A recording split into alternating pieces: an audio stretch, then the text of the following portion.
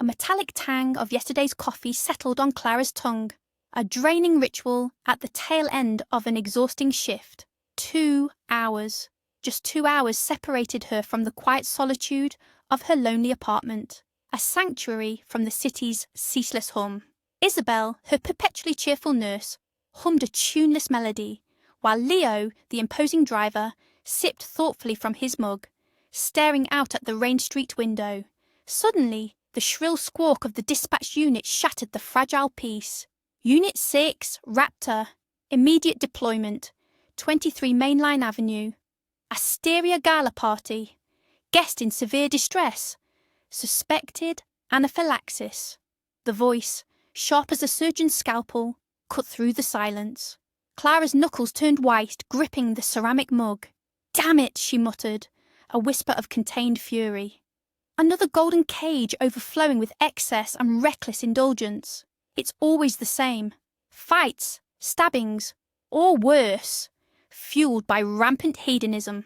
Her internal turmoil lasted only a fleeting moment. Duty, a cold, unyielding hand, propelled her forward. "Let's roll," she ordered, her voice slicing through the lingering coffee smell. The vehicle, a gleaming white sentinel, sliced through the velvet darkness, pulling up beside a flotilla of obsidian giants.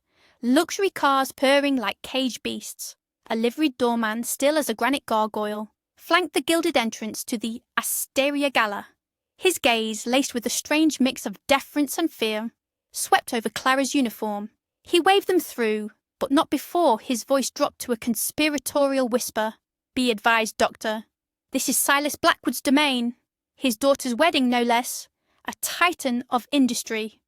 Tread carefully. His temper is a storm, and even I, a man of steel, tremble before him." Leo merely waved dismissively. "Temper? Tumult? Sir, our profession is a constant whirlwind. We thrive on the unexpected." The air inside the grand ballroom was thick with cloying perfume and the dizzying cacophony of 1,000 celebratory voices. The pounding bass notes from the DJ's monstrous speakers vibrated through the floor. Champagne flowed like liquid gold. Laughter echoed off the opulent ceilings. But in a quiet, shadowed alcove, a spectacle of silent horror unfolded.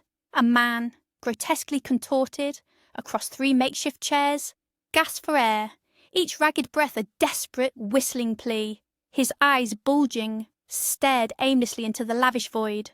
A grotesque, swollen tongue lolled from his cyanotic lips. His skin, once vibrant, now shimmered with a disquieting bluish-purple hue. Clara's mind, sharp and cold as a winter blade, instantly grasped the terrible truth. Anaphylactic shock, a silent, venomous assault, likely triggered by a single, unsuspecting sip or bite. "Stand back! Now! Air! Give him air!" Clara's voice, like the crack of a whip, sliced through the stunned murmurs. Hands accustomed to urgency tore at the patient's constricting tie, unbuttoned his collar with ruthless efficiency. Isabel, her movements a blur of practiced grace, prepared the ampules, a symphony of glass and swift injections. A cold jolt of adrenaline, then another, pierced the man's veins. The sharp, acrid scent of ammonia beneath his nose, a chemical shock to the system. In moments, the grotesque swelling around his throat receded, the rasping gasps replaced by choppy, then rhythmic breaths. The ghostly blue tinge slowly, miraculously receded, replaced by a faint, sickly pallor. A choked cough, then a weak, grateful sigh escaped the man's lips. "By heavens, I thought that was my last breath. Saved by some miracle. What infernal ailment was that? Never in my life." Clara stared at him, her gaze as sharp as a scalpel. "An allergic catastrophe, sir. Likely alcohol-induced. Abstain from all intoxicants for the remainder of this evening. Disregard that advice, and the next attack may claim your life. We do not trifle with death." From the crowd, a towering figure emerged, his presence radiating sheer power. Silas Blackwood, the architect of this lavish celebration, approached, his eyes gleaming with a predatory glint. He extended a hand, not in genuine warmth, but with a thick wad of large bills, a blatant display of his boundless influence, his magnanimous generosity. "Your generosity is misplaced, sir," Clara stated, her voice flat as a sterile table. Our reward is measured in lives saved, not currency. Her gaze sweeping past the opulent spectacle, snagged on a figure near the altar. A shiver, icy and unwelcome, shot through her veins like a punch to the gut. The world tilted. Adrian! The name, a ghost whispered from a forgotten past, formed on her lips. It couldn't be. The line of his jaw, the unruly mop of dark hair, the arrogant tilt of his head, a chilling echo from a life she had long buried. Decades had blurred the sharp edges of memory, but he stood there, alive and unbearably beautiful, poised to intertwine his destiny with an offspring of wealth. The sheer audacity of it, driven by an inexplicable surge of desperate hope. Clara approached, a phantom smile plastered to her face. Adrian, congratulations. You've formed a powerful alliance. The man turned, his eyes, pools of cold indifference, met her gaze. No spark of recognition, no flicker of shared history. You are mistaken, madam, he stated, his voice a smooth, unfamiliar baritone. I am Lysander, and our paths have not crossed before. Nevertheless, your congratulations are appreciated. An electric current shot through Clara. Appreciated. The word tasted like ash. This blatant denial. The sheer nerve. Their intertwined histories, their fervent vows, reduced to a ghostly delusion. Her fury, a slowly smouldering ember, ignited into a raging fire. This charade is absurd, Adrian. How dare you feign ignorance? You know me. Why this brazen lie? Has the weight of your new status, or perhaps the shadow of your formidable father-in-law, turned you into a coward? A thunderous stride, and Silas Blackwood materialized between them, his face a mask of smouldering rage. What is this indecorous spectacle? The man has unequivocally stated his unfamiliarity. Your medical duties are concluded, are they not? Then leave. The exit beckons. A murmur, a wave of curious whispers, swept through the gilded hall. But Clara, a force of nature when confronted with a lie, was beyond restraint. A lie twisted her soul. She would shatter this fabricated reality. How dare you deny me? Her voice, though strained, vibrated with righteous indignation. I know Adrian, our lives were intertwined. He has a distinctive mark, a mole just beneath his collarbone. Her hand, trembling with desperate urgency, reached out, attempting to wrench open the pristine fabric of his shirt. Silas Blackwood erupted, a volcanic fury spewing from his core. Remove this madwoman, immediately. This desecration of my daughter's sacred day shall not stand. Guards, remove this nuisance. No one dares defile my domain. Chaos erupted. Lysander, his face a mask of stunned innocence, vehemently denied any acquaintance with Clara, his denials ringing hollow in her ears. Isabel, a pale ghost, cowered by a velvet curtain, paralysed by terror.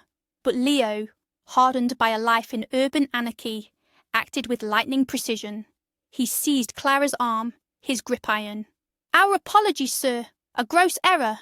A misunderstanding. We are leaving. May your festivities continue unimpeded. He dragged her, a human battering ram, through the surging crowd towards the blessed oblivion of the ambulance. The scent of opulence and deceit clung to them as they sped away. Leo, his face a storm of disbelief, finally broke the silence. Clara! What demonic possession took hold of you in there, to assault the bridegroom of Silas Blackwood's daughter? Do you grasp the magnitude of that recklessness? That Titan's wrath could obliterate our careers. Clara exhaled, a choppy, trembling sigh, the tension finally draining away. Tears, hot and relentless, streamed down her face, a deluge of long-suppressed pain. He's lying! He's lying brazenly! We shared a history, a love that burned like a wildfire. We spoke of forever, and now he paints me as mad, denies his name, his identity, and yet, the mole wasn't there. What dark sorcery is this? You're right, Leo. I betrayed my professional oath. Forgive me, I don't understand any of it. The long, grueling shift bled into the pale dawn. Clara trudged home, her soul a leaden weight in her chest. The familiar click of her front door, and a sleek, black, shadowy figure materialized at her feet, a tiny, purring engine of affection. Nyx, her loyal feline companion, weaved figure eights around her ankles, his deep rumble a balm to her shattered nerves. Clara scooped him up, burying her face in his soft fur, tears tracing paths down her cheeks, a whisper escaping her lips. My gentle protector, my only beacon in this ravaged world. Only you wait for my return. Only you remember. From a dusty archive she extracted a worn shoebox, faded photographs, Adrian, vibrant and defiant, his arm around her, a sun-drenched landscape blurred in the background, a ghost from a vivid past. The eerie resemblance to Lysander struck her anew, a chilling echo. No two souls could mirror each other so perfectly, she mused, her voice thick with wonder and dread. It defies all logic. Clara's existence had always been a meticulously woven tapestry, threaded with the antiseptics of academia and medical texts. Her childhood unfolded in the hushed sanctity of a doctor's home. Her father, a bastion of pragmatic wisdom, a revered physician. Her mother, a fastidious master of dentistry. Their only offspring gifted with comfort but shielded from the raw, wild currents of life. Their home, a constant salon for colleagues, resonated with intellectual discourse rather than spontaneous merriment. Her path, predetermined, led steadily towards the hallowed halls of medicine, to the unbroken line, the vibrant chaos of student life, the rebellious thrill of shared dormitories, remained a distant, alluring myth. Her parents' pronouncements echoed through her adolescence. Pursue knowledge, build a career. Affection will follow. But her young heart ached for the tempestuous passion of first love, a connection that transcended sterile ambition. Her reflection offered a pleasant symmetry, auburn curls, expressive eyes, the gentle curve of her features, yet a gnawing insecurity lingered, an unwavering belief that her softer silhouette made her invisible to the legions of suitors who flocked to the grace of gazelles. Then, like a rogue comet charting her ordered universe, Adrian appeared. His mother, Lyra, a midwife within her parents' professional circle, introduced him. He was her antithesis, wild, untamed, the audacious leader of the neighbourhood pack. While she navigated the labyrinth of medical texts, he commanded urban skirmishes. Yet an unseen force, a primal pull of opposites, drew them together. Her perceived flaws, her softness he celebrated, calling her my sweet confection. They forged an improbable pact, she tutoring him through academic thickets, he introducing her to the vibrant pulse of the streets. Nights dissolved into shared guitar melodies beneath a canopy of stars, stolen flowers becoming declarations of devotion. Clara, unwillingly, irrevocably, gave away her heart. Adrian was her myth, her hero, brash, unpredictable, a fierce defender of his beliefs, a strength that tragically held the seeds of their undoing. His volatile spirit, a furious storm, often left her bruised and wounded. One sun-drenched weekend, he promised a revelation. Deep within a whispering forest, beneath ancient pines, a rustic arbour awaited, a sanctuary woven from intertwined branches, smelling of pine and wild herbs. There, amidst the soft drumming of unexpected rain, their souls entwined. His lips, insistent and fervent, whispered vows of escape, of an island paradise crafted just for them, beneath the eternity of stars. That sacred place became the crucible of their first, scorching intimacy. Afterward, they lay long, tracing constellations through the leafy canopy, wrapped in a bliss so profound it eclipsed the very concept of sorrow. Their volatile romance, a relentless pendulum swing between explosive passion and bitter recrimination, finally shattered over a trifle. A dance at a high school reunion, a fleeting touch, ignited a blazing jealousy in Adrian. He stormed into the jubilant cafe, a furious whirlwind, and publicly berated Clara for an innocent dance. The humiliation was a raw, festering wound. Their youthful pride, unyielding and reckless, cemented the chasm between them. Adrian, in a cruel twist of vengeance, sought solace in the arms of another before vanishing with his mother to a distant city. Years bled into decades, Yet Adrian remained a phantom limb, a constant ache in Clara's soul. First love, she learned, never truly fades. She found her calling amidst the chaos of emergency medicine, a stark contrast to her own solitary existence in the apartment her parents had provided. A misguided attempt at conventional happiness led her to Julian, a dentist promoted by her mother. He promised stability, a quiet harbour after Adrian's storm, but his placid demeanour hid a deep emptiness. Their union, devoid of passion, a mere formality, crumbled under the weight of his obsessive fastidiousness and the chilling indifference that stifled her spirit. He was a creature of routine, of impeccable shirts and polished shoes, obsessed with appearances, a puppet to his mother's instigating whispers of progeny. One day his cruel jab about her infertility, a constant, unspoken torment, finally broke her composure. "Children, Julian," she retorted, bitter laughter escaping her throat. "You barely tolerate my presence. Your desires are a mirror of your own shallow self-absorption." His reply, devoid of feeling, chilled her to the bone. "Mother says a family requires progeny. If you are infertile, say so. My time is too precious for such unproductive pursuits." Clara's laughter became hysterical, desperate, a broken sound. "Then waste no more of your precious time, Julian. Let us end this farce." Their separation, a quiet, almost indifferent affair, left her with a profound sense of liberation. The oppressive silence of her own home was a welcome balm. "No more," she stated to her mother, a steel edge in her voice. "No more arranged introductions. I am not built for love without fire." Then a faint, desperate mewl from a discarded package near a bin, a tiny, emaciated kitten, a whisper of life amidst the squalor. Clara, overcoming an innate revulsion, drew the creature from the abyss. Nyx, a Siamese shadow, became her unexpected salvation. She nursed him hour after hour, dripping his eyes and eradicating fleas, until he blossomed into a magnificent, devoted companion. His soft purr, a rhythmic pulse of unwavering affection, finally lulled her into a fragile, serene sleep, a brief respite from the tumultuous echoes of her past. The next day, awakened by a burning, unquenchable need, Clara resolved this eerie resemblance would not let her rest. Lysander's face, so indistinguishable from Adrian's, pulsed in her memory, reopening scars she thought had long healed. Through a web of city gossip and professional connections, she unearthed fragments of information. The groom was called Lysander Neverov, the offspring of humble but prosperous confectionery magnates, not oligarchs. He managed their small production. Armed with a stack of faded photographs, Clara donned the guise of a potential client and headed towards his factory. She found his office easily. "Good afternoon, Mr. Neverov. I am Clara. We met at the celebration, the one where there was such an unpleasant misunderstanding. I am not insane. Look." She held out the black and white pictures.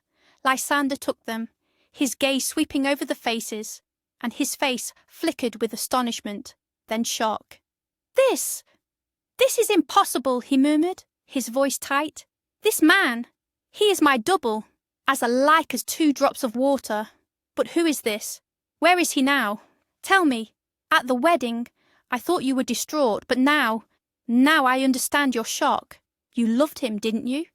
"Deeply?" Clara exhaled, her voice hoarse with memory. "He was my first and only love. His name was Adrian. His mother, a midwife, knew my parents, and we met at my home. He was passionate, generous, but incredibly jealous. We broke up over a trifle. He was jealous of a school friend at a graduation party. Then he and his mother moved to another city, Bagrovsk, as far as I remember. So many years have passed. I've even been married and divorced. But he never left my heart. When I saw you, the world turned upside down. Such a resemblance isn't accidental. There is a mystery in this. I haven't slept all night trying to solve it. Maybe you know something? Your father-in-law, Silas Blackwood, is known for his harsh temper." Lysander mused. "You are probably right. Allow me to speak to my parents. Perhaps they know something. You say your Adrian grew up only with his mother. But I have both a father and a mother, and they were never connected to medicine. Leave me your number." I will contact you. And yes, about my father-in-law, you are absolutely right. I hope Serafina hasn't inherited his character. They parted with a sense of a strange but warm connection. Clara rushed to her shift, fearing she would be late. Lysander that same day headed to his parents, sensing a difficult conversation. His mother, Victoria, fussed in the kitchen. His father, Sebastian, surfed channels looking for news. At the sight of their son, their faces lit up with joy, and they rushed to hug him. "What a wonderful reason, son, to visit your old folks midweek," his father asked cheerfully. "Is something wrong?" Lysander didn't prevaricate. "Mother, do you remember at my wedding there was a woman, a medic, who mistook me for someone, and then there was a scandal? Look at this photograph. This is that man. He's my spitting image. How is this possible?" Victoria looked down, sighed heavily, paused, then began. "Son, what can I tell you? So many years have passed, I thought I would take this secret to my grave. You have a twin brother. I gave birth to you 1 minute apart, both boys. But barely had I recovered from the birth when a fire broke out in the maternity hospital. Such panic! We were evacuated, then transferred to another hospital. In that commotion, one of the twins disappeared. They brought me only you. No matter how much your father and I argued, and we filed a police report, and there were investigations, and the chief doctor was fired. What good was it? The baby was never found. I grieved for a long time. I couldn't understand how it happened. Where is my own flesh and blood? I thought, maybe he died in the fire, and the doctors covered it up. In short, a dark story. With time, everything settled down. Life went on, and we didn't dare tell you about your brother. Why stir up pain unnecessarily? And well, look how it turned out." Lysander was stunned by what he heard. "How could you?" He was outraged. "Why didn't you continue the search? Maybe he was wandering, starving, in need of help." "No, I won't let this go. I will see this through and find out where my brother is. There are such possibilities now. The internet, social media, private detectives. What if I can find him?" Leaving his parents, Lysander immediately called Clara and arranged to meet at a nearby cafe. A sea of emotions raged within him, and Clara was the only one who could understand him now. Lysander caught himself thinking that he really liked this pretty, smiling woman with curls. Her fullness didn't spoil her at all. On the contrary, her lush figure added spice. He subconsciously compared her to his wife, the long-legged platinum blonde Serafina. On the outside, she had everything, but she was somehow artificial, doll-like. And how could he have liked that so recently? Just now, he waited for Clara and saw her from a distance. She was a little out of breath, clearly rushing, flushed, and waved at him from afar. She smiled so warmly and sincerely, the man was captivated. But he immediately checked himself. "What are you thinking, Lysander? Your wife is waiting at home. It's the honeymoon after all, and you're drooling over another woman," Clara asked anxiously. "Good afternoon, Lysander. Well, were you able to find out anything?" Lysander told her all the news about his brother, the fire, his emotions. Can you imagine, Clara? How could they? My parents. Why didn't they tell me anything before? After all, something could have been done. We could have tried to find my brother. I could have communicated with him. How do I find him? Now I am very interested in this too. Any ideas? Clara also shared news. You know, I also asked my mother, and she asked her colleagues at the hospital, and they seem to have found out where Adrian and his mother moved. It's a neighbouring city, Bagrovsk. That's all I've found out so far. With my job, I don't have time to play detective. I'm on call for days. What to do? I have no idea. And then it hit Lysander. Listen, you were right. We can hire a private detective. I have enough funds for that. Gather all the information, photographs, and we'll go to an agency. In any case, professionals will dig this up faster. We have one goal now. You need to find your Adrian, and I need to find my brother. So they did. Lysander hired an excellent professional, Thorne, who had been searching for missing people for over 20 years and knew all the intricacies of his work. A couple of weeks later, the detective, Peter Thorne, called them and arranged a meeting at the agency. Lysander picked up Clara from home, and they drove. The woman noticed that the man was very upset. He was gloomy and withdrawn and asked, "Did something happen? You look very sad. It doesn't look like you're enjoying your honeymoon at all." Lysander replied quietly, "Yes, I rushed into marriage, apparently, Clara. My parents insisted when they found out that Seraphina was Blackwood's daughter. They decided it would benefit the overall business, a profitable alliance. While we were dating, everything was fun and interesting. Parties, clubs, vacations abroad. But after we got married, it turned out that Seraphina had been living that lifestyle the whole time, and she doesn't know how to do anything around the house and doesn't want to learn. But that's not the main thing. I can afford a cook. That's not the problem, but we've already had a big fight. It turns out Seraphina is using contraception and doesn't want to have children. At all, do you understand? For me, that's wild, to be honest. I was sure every woman dreams of a family and children. I hope she said that in the heat of the moment, without thinking. Otherwise, Clara shook her head. Well, that's not fun. But don't worry, you're just adjusting to each other. It's always difficult at first. Although, to be honest, I'm a bad advisor. I couldn't save my first love, couldn't get along with my husband. So I live with my cat, Nix. It didn't work out with children either. God didn't grant them. So now my cat is my comfort. He definitely won't hurt me. Finally, they arrived. The detective spread out some photos and papers on the table and began to report on the situation. What can I tell you, ladies and gentlemen? This is a complex and tangled case, especially regarding your birth and your brothers. It's an old, dark case, and they clearly tried to cover it up and forget about it. I barely found the ends. Such an emergency incident did indeed happen. A newborn child disappeared without a trace from the maternity hospital during a fire. But I managed to find out that the mother of your Adrian, that same midwife Lyra, was working in that maternity hospital at that time. I also managed to track down her good old friend, a neighbour from her old apartment, and she told me that Lyra was childless, and her husband divorced her because of that when they were young. And immediately after that fire, she took sick leave, and then suddenly quit, and most importantly, sold a good apartment in the centre, and moved for no reason at all to the very outskirts, into a Khrushchev-era building. Don't you think that's strange?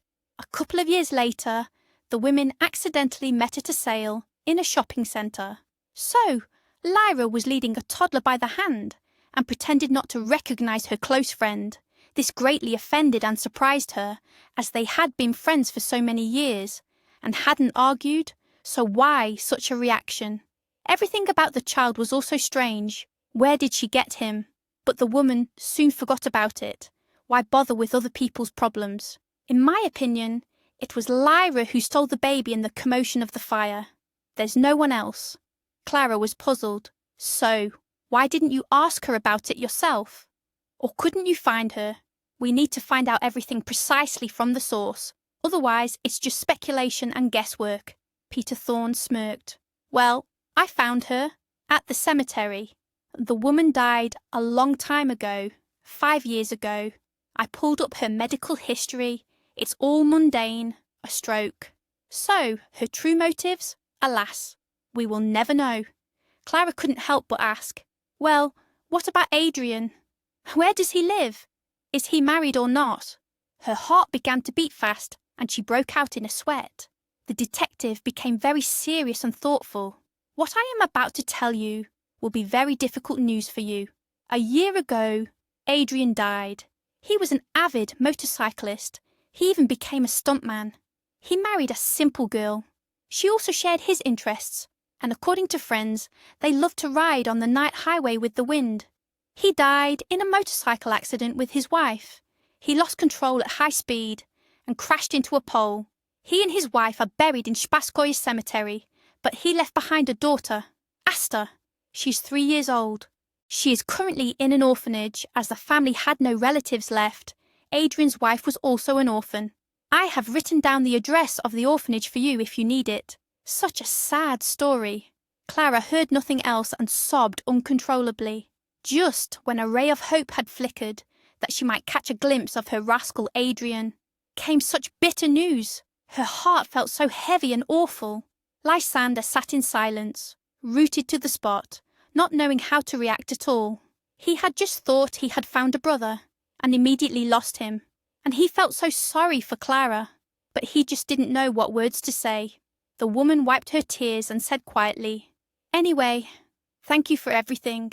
Better the bitter truth than ignorance and false hopes. The day after tomorrow is my day off. I will definitely visit Adrian's daughter at the orphanage.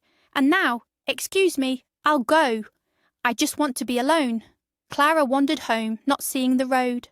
Tears blurred her vision, and only one thought circled in her head. Adrian is gone. How can this be? And if it weren't for their foolish pride, everything could have turned out differently. Why am I so unhappy? I have a job, an apartment, and my parents are alive and well, but my personal life just doesn't work out. If only I had a child, a little happiness, a comfort. But I don't, and I won't. I haven't gotten pregnant once in so many years. Clara worked a full shift, and finally, her day off arrived. She bought a beautiful large doll and lots of sweets at the toy store and went to the Carnation Orphanage. The woman explained to the director for a long time and ramblingly who she was and why she wanted to see the girl. At first, the director resisted, saying it wasn't allowed, period. She said they would give the girl the gifts, which was always welcome, but extra visits were unnecessary. They would just upset the girl. Asta was already emotionally unstable. Apparently, the consequences of stress from the death of her parents. Clara couldn't take it anymore. How can you not understand? This is the daughter of the man I loved, who died. I want to meet the little girl, get to know her better, and adopt her. I will never have my own children, but I have an apartment and a stable job, so why can't I give happiness to this poor girl? You are a woman. Don't you understand how important it is for me to feel like a mother? Otherwise, what's the point of living at all? I've been thinking about adoption for a long time, and now this situation. After all, this girl is not a stranger to me. She is a part of the man I loved. The heart of the elderly warden Eleanor softened, and she ordered the girl to be brought to the playroom. Clara sat on pins and needles, terribly worried. What should she say? How should she act? Would the little girl accept her? She had never even seen her before. It was unknown how the child would react to a stranger. Suddenly, she heard behind her, "Mommy, did you come for me?" The startled woman turned around. A thin little girl was reaching out her hands to her. She looked so much like Adrian. The same button nose and light brown hair, round surprised eyes, and dimples on her cheeks. Everything inside her twisted. Tears simply fell from her eyes. She instinctively lifted the child into her arms, and the girl hugged her trustingly. Clara clearly heard the beat of her tiny heart, the warmth of her body, and understood. She could never part with her now. The woman whispered softly to her, "My name is Clara. I would love to be your mommy, to love you. We would play and draw together, and also go to the circus and the merry-go-rounds." Asta blinked her eyes and asked, "Don't leave, take me away from here. The nanny is bad, she scolds me all the time. I don't want to be here." Clara offered her gifts. "Here, take this. It's a doll, Tanya. She'll stay with you until I take you and she'll protect you. There are lots of goodies here too. Take them, eat." But the little girl pushed the doll away and clung to the woman again. "I don't want the doll. Please don't leave me." And she looked at her with tear-filled eyes. Everything inside Clara turned over. A flood of love and pity for the girl washed over her. From that second, she considered her her own. The woman pleaded with the director. "Please let me take Asta home. My documents are in order, but you understand that the paperwork for the adoption procedure and all the checks can drag on for months, and the girl will just suffer here? You see, she's not happy here. It's obvious. Don't you have a heart?" Warden Eleanor stood firm. "I understand everything, and in many ways, you are right. Asta cannot adapt here at all, even though so much time has passed. She's very attached to home and not outgoing. She avoids people. It's amazing that she came up to you like that immediately, and even called you Mommy. I thought she would have a tantrum, as usual. Just recently, a childless couple also came to meet her, and Asta ran away, cried and hid under the table. Apparently, you look very similar to her mother, but by law, I cannot give her to you yet. I'm sorry. And then Clara decided. She called Lysander and explained the situation briefly. She begged him to help in any way he could. After all, Asta was not a stranger to him. His own niece, after all. He immediately responded and told her to wait right there and not to leave anywhere. Just 15 minutes later, the phone rang in the director's office. She talked to someone for a long time and apologized, explained something, and looked meaningfully at Clara, then replied, "Well, I didn't know. Okay, I'll check everything. Yes, I understand everything. I will do it, but only as an exception." Then she turned to Clara. "Apparently, you have very good connections in the ministry. They called me from there and asked me to assist you. Why didn't you say right away that Asta is related to Blackwood's son-in-law? We didn't know about this. You win. Take the little girl. But all the documents and the adoption procedure will go through in the usual order." Clara picked up Asta in her arms and said happily, "Well, daughter, let's go home. That's it. You won't come back here again." The girl hugged her neck even tighter and replied, "I've been waiting for you. I knew you would find me. And no one believed me." From that day on, Clara's life changed completely. She took a leave from work and completely immersed herself in caring for her daughter. They got along so well from the first second that it seemed like she wasn't adopted, but truly her own flesh and blood. At first, Asta was scared of loud noises and often cried in her sleep. Apparently, she had a hard time at the orphanage, or the stress she experienced was affecting her, but with time, it passed. A month later, Clara officially adopted Asta, enrolled her in kindergarten, and introduced her to her grandparents. Her parents, of course, were shocked by their daughter's bold act, but they supported her. This precocious and serious little girl couldn't help but melt their hearts. Asta really was a well-behaved and wonderful girl, and Clara simply changed beyond recognition. She blossomed, looked younger, her eyes sparkled.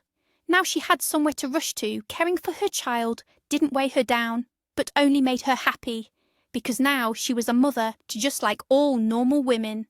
Therefore, Clara's mother and father now also enjoyed doting on their granddaughter and babysitting her as needed, which helped the woman a lot, especially when she was on call at work. Lysander started visiting their home more and more often. At first, supposedly, to see his niece, to talk. He brought her sweets and gifts, bought expensive, pretty new clothes. But Asta persistently didn't call him uncle. She called him nothing less than daddy, because he looked exactly like her father. Lysander felt both pleased and scared at the same time, because it wasn't entirely true. The man deeply respected Clara for such a noble act. After all, she was raising his niece on her own initiative. Their home was always cheerful and interesting, and smelled of cinnamon and fresh pastries. The woman patiently taught Asta letters on blocks and counting rules, bending her fingers with her, and she read with her a lot. The girl loved listening to fairy tales. Clara's excess weight somehow disappeared unnoticed, as she had no time to snack and eat away stress with sweets now. Her whole day was planned out. The woman and Lysander decided to visit Adrian's grave at the cemetery. The man bought 2 carnations, and they set off. They wandered for a long time, and finally found the grave. Next to Adrian was his wife's grave. Clara looked at the photo, and she immediately understood why Asta mistook her for her mother. They were very similar. Curly brown hair, with round cheeks and a similar smile. Even Lysander was surprised. "Look, how Adrian's deceased wife resembles you in type. Apparently he also couldn't forget you, and subconsciously found a girl similar to you. This happens so often. You love once, and then you spend your whole life looking for someone similar." Clara stood by her Adrian's grave for a long time. "Well, hello, Adrian. So we meet. It's a shame nothing worked out between us. I loved you very much, and I still do, even though I realise you're no longer here. Don't worry, your daughter is with me. I took Asta from the orphanage. I will love and raise her as my own." She is a wonderful girl, my comfort, my light. Now I am not alone. Thank you, my dear, for those beautiful moments of my youth. They warm me all my life. Lysander also said quietly, Well, hello, brother. So we meet. Forgive me for not communicating and not knowing each other during your lifetime. It's not my fault. I didn't know anything about you. Our parents, without asking permission, disposed of our destinies. But we could have been friends, communicated. Now I will visit and take care of your grave. After a little more silence near the graves, both felt a little lighter at heart. Meanwhile, the situation in Lysander's family was escalating. Seraphina turned out to be a lazy and inactive girl. She didn't know how to do anything and didn't want to learn anything. Used to being capricious since childhood and getting everything she wanted on a silver platter, she tried to behave the same way with her husband, considering him almost a servant. All he heard was, Lysander, bring me some water, not that kind, sparkling, and massage my back. Coming home from work, the man expected at least some kind of meagre dinner. But no, the kitchen table was always empty. When he started to argue, Seraphina would respond with genuine indignation. Lysander, don't be a bore. Let's order pizza or go to a restaurant. You know I can't cook at all. You're starting a fight on purpose, aren't you? Her husband was outraged. So maybe you should get off the couch and start learning. Enroll in cooking classes after all. You're not doing anything all day anyway. The young wife would immediately call her father and complain. Daddy, Lysander is unbearable. He's hurting your princess again. Tell him yourself that I won't cook. What else? We can hire a cook, right? See, at least you understand me. Her father had given her an excellent education. She had studied design at a prestigious institute, but she had no intention of going to any job. Seraphina led an idle lifestyle. She slept until lunch, then visited beauty salons and trendy stores with her girlfriends, and by evening she might condescend to communicate with her husband. She didn't care about Lysander at all, and considered him just a pleasant bonus to her luxurious life. She was used to solving everything with a single phone call to her powerful daddy, and she was capricious like a child about anything. Her powerful, autocratic father was obsessed with his daughter and blindly indulged her every whim, even the most ridiculous ones. At the same time, she was not at all embarrassed to spend nights at a nightclub with friends and others, often being brought home in an intoxicated state. Lysander was constantly on edge. They argued endlessly. 3 months passed in such unbearable torment, and the man's patience snapped. He mustered the courage and decided to divorce. Seraphina, listen. We have to admit it. Our marriage was a mistake. You are completely unsuited for family life. You don't want children, and I am fed up with your parties and your bossy tone. Let's get divorced before it's too late. Find yourself another errand boy. I never was and never will be one. Seraphina pouted her already overfilled lips and, as usual, immediately started dialing her father's number. Daddy, it's a disaster. Lysander is leaving me. What a wretch. We're getting divorced. He doesn't love his little princess. He says I'm lazy and don't want to give him children. Come quickly and deal with him. Lysander felt sick. He vividly imagined what was about to happen.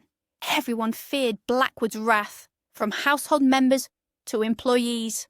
The enraged billionaire arrived immediately, his eyes bulging, and without understanding anything, began screaming like a madman. What do you think you're doing, son-in-law? You've completely lost your mind. No one is allowed to hurt my flesh and blood. What divorce? You just got married. What made you decide to act up? Do you even understand who you're messing with? You'll never find a beauty like my daughter in a million years. Lysander was very nervous, covered in sweat, but decided to go all the way. Either now or never. I am tired of tolerating your capricious daughter's escapades and tantrums, and I can live without your millions. I have my own job that I love. This is not the family I dreamed of. Seraphina is not going to grow up, work, or have children. So what's the point of us living together? We are getting divorced, period.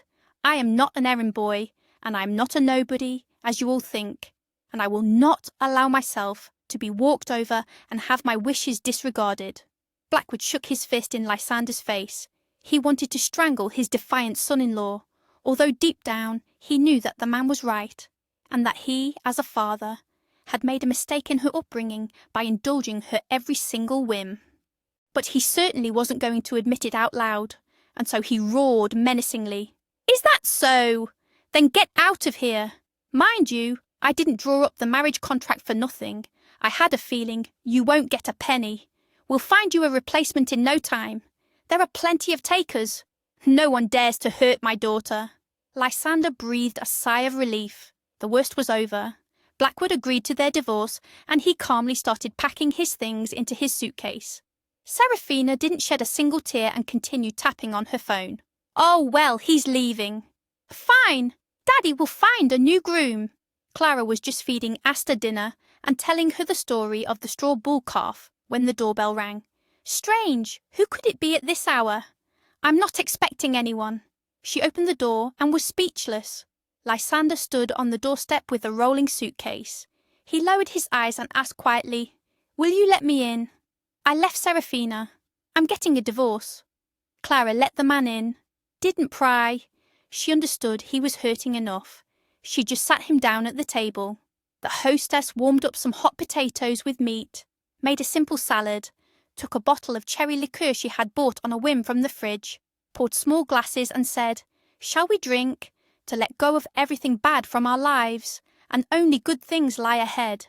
Lysander looked at her gratefully, drank, and ate heartily with appetite. Then they bathed the little princess together. She playfully whipped up the children's foam in the bath and splashed with a rubber yellow duck. Then they read her a story and tucked her into bed. Lysander felt so good and comfortable at Clara's. It felt as if both she and Asta had been in his life for a long time. This was exactly the woman he had always dreamed of. Kind, tender, loving children, creating coziness in the home. Clara came out of the shower, fresh and rosy, and blushing, asked, "Lysander, where should I make up a bed for you?" Her heart was pounding in her chest because a lot depended on his answer. She still didn't fully understand how he felt about her. Did he love her, or just feel sorry for her? She was sure of herself. She couldn't help but love Adrian's brother. These feelings were so deeply embedded within her. Lysander suddenly took her hand in his and said quietly, "Clara, I don't know how it happened, but I fell in love with you a long time ago, and now I love Asta too. You are the best. Believe me, I have something to compare you with. Perhaps it's fate that my brother, whom I never saw, and I love the same woman, marry me. I feel so good with you." Asta reached out to him and kissed him shyly. This was her answer. Yes. Unable to restrain himself, Lysander swept her into his arms and carried her to the bedroom. Clara had not experienced such intense and wonderful sensations since that night, in nature, with Adrian. And now, with Lysander, everything was repeating itself. It was simply magnificent. Unlike the impatient and abrupt Adrian, Lysander loved her slowly, skillfully, and expertly. They didn't close their eyes until dawn, completely cut off from reality, and only hearing the voice of the awakened Asta from the nursery, they both jumped up as if scalded and started getting dressed, laughing. The girl was very happy to see Lysander at breakfast in the morning, and asked happily, "Yay, Daddy, are you going to live with us all the time now? You won't leave?" The man barely held back a tear and replied, "No, my little pearl, I'm not going anywhere. And let's eat your porridge faster, and Daddy will take you to kindergarten. Otherwise our mummy will be late for work." Clara watched as Lysander proudly led Asta by the hand, wrapped sandwiches for his work, kissed him goodbye, and thought to herself, "Finally, I have a real strong and happy family. What happiness it is, to care for, to love someone, and to know that it is mutual." A year passed, everything fell into place. Asta adored her parents. Clara and Lysander lived very happily. Lately, Lysander had become worried about his wife. She was very nervous, exhausted, often irritable and cried over trifles, mostly secretly, so he wouldn't see. And she had also started gaining a lot of weight, eating almost every half hour without even noticing it. The man thought it was all due to overwork and that she was eating away stress, but just in case, he decided to persuade her to see a doctor. Clara, I think you need to consult a doctor. Something is happening to you. I can see it. Maybe they'll prescribe some calming pills. Or take a vacation. We'll go somewhere. All three of us. The woman was offended and bristled. Lysander, I'm a doctor with many years of practice myself. Why do I need to go anywhere? I know better what's happening to me. Or are you unhappy that I've gained weight again? I'm prone to fullness. I have a poor metabolism, and you know that perfectly well. Why rub salt in the wound again? And she suddenly started crying again. For some reason she was so hurt, and it seemed to her that Lysander was provoking her on purpose. But when she finished her fourth sandwich between calls, Isabel couldn't take it any more.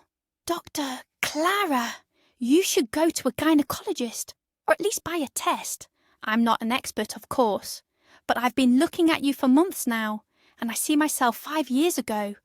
I used to eat everything and cry all the time. I suspect you are pregnant. The woman was taken aback and even choked on her tea. Isabel, don't make me laugh. I'm infertile. It's simply impossible. But it can't be. Oh, I'll be a second. I'll run to the pharmacy. 5 minutes and we'll be on our way. In the evening, Clara locked herself in the bathroom and didn't come out for a long time. Lysander became worried, told Asta to draw by herself for a while, and went to check what happened. He knocked. Darling, are you okay in there? You've been gone a long time. Asta and I are worried. Open the door. Clara opened the door and silently handed her husband the test. There were 2 bright lines. She kept saying, as if wound up, I don't believe it. This simply cannot be. Maybe it's some kind of hormonal imbalance. Sometimes there's a false positive test, especially since I've had problems with this since youth. Lysander grabbed her and started twirling her around. My God! Clara! Is this really true? We're going to the doctor tomorrow. I want to hear it myself. The very next day, they were at the gynecologist. The doctor examined Clara and took her for an ultrasound.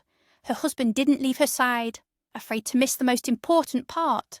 The elderly doctor even whistled, looking at the screen. Wow, dearie, why did you wait so long? 16 weeks already. It's high time to register. You're a medic yourself, and you're so careless about your health. The pregnancy is progressing normally. You have a boy, congratulations. Register, and we will monitor you. Clara sobbed uncontrollably right on the couch, unable to control herself. She was shaking as if with fever. The stunned gynecologist asked again, What's wrong with you?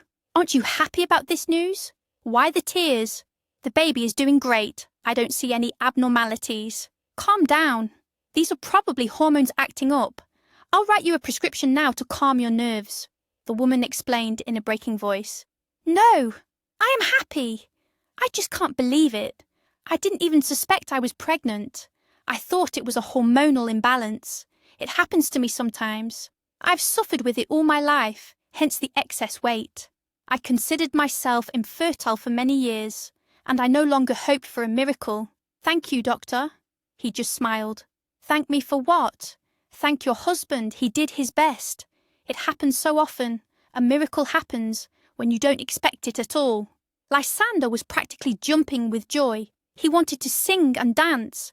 Everything inside him was exulting. Hooray! He was going to be a father soon. His cherished dream was coming true, especially a boy, an heir. He couldn't even dream of such a thing. He hugged his wife and joyfully announced, That's it. From this day on, gentle mode. Transfer to lighter work just in case. We won't risk the baby. I won't survive if something happens. What do you want? Maybe buy some pickled cucumbers or sauerkraut. Clara laughed. I feel fine. Don't worry, darling. I just keep wanting to eat, that's true. I'll get fat. I'll become just like a rolling ball. The doctor advised her to buy fruits and raisins and nuts and snack on them so as not to gain too much. But Lysander waved his hands. No, eat whatever you want. I will love you no matter what. By the way, gaining weight doesn't spoil you at all, honestly. Stop stressing about it. You just become more appetizing. In the evening, they cautiously began to prepare Asta. "Daughter, we have good news. Soon you'll have a little brother. Are you happy?" The little girl thought and became serious. "Well, I don't know. Will he take my toys? Will you stop loving me? What will he be like? Like my doll? Tanya, the boys in kindergarten are so annoying. Can't we exchange him for a sister while it's not too late? Maybe we can take a girl. Where is he now? In your tummy? I know everything." Clara burst out laughing and began to explain. "No, Asta.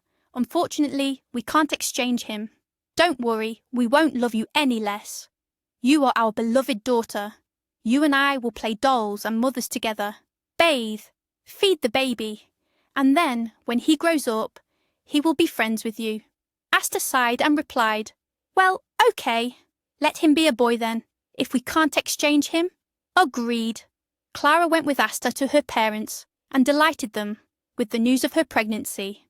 Her mother cried, congratulated her, and hugged her daughter. Everyone was happy and glad that a bright period in her life had finally begun. They loved Asta dearly and were happy that a grandson would also arrive soon. The pregnancy went smoothly, and without complications, Clara continued going to work until the very end, because no matter what, saving patients' lives was her true calling. Lysander simply adored his round, cheerful wife. She had become so touching and funny. Her nose was covered in big red freckles. She walked waddling from side to side, and she was always eating. At the appointed time, a real little giant was born, weighing 4 kilograms. They named their son Jasper, at Asta's request, as that was the name of her boyfriend from kindergarten. When the baby was brought home, she examined Jasper for a long time, and critically, gently touching his little chubby hand, then said businesslike, "He's not bad. I like him. He looks like the doll from kindergarten. What will we do when he cries?" Clara laughed. "We'll give him a pacifier and sing songs to him and rock him in his cradle." Asta was scared. "Oh, I don't know any lullabies. I'll go learn some." Lysander was absolutely proud and happy.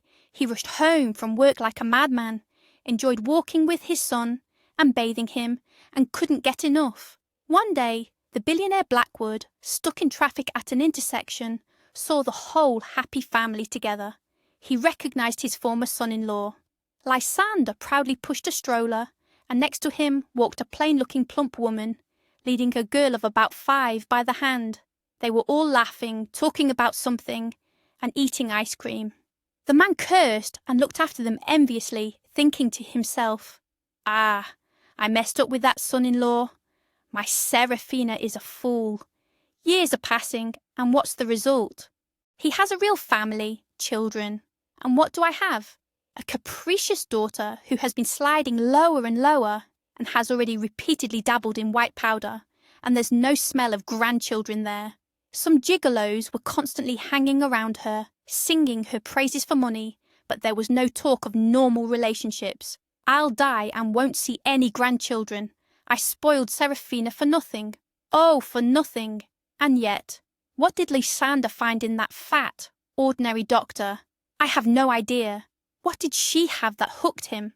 After all, Seraphina is much more beautiful. And it didn't occur to him that true happiness isn't in millions, or in long legs and a pretty face. What kind of person you are inside is much more important. After all, a kind soul and a heart responsive to others' misfortune will always find their way to happiness, finding it in the simplest, most ordinary things.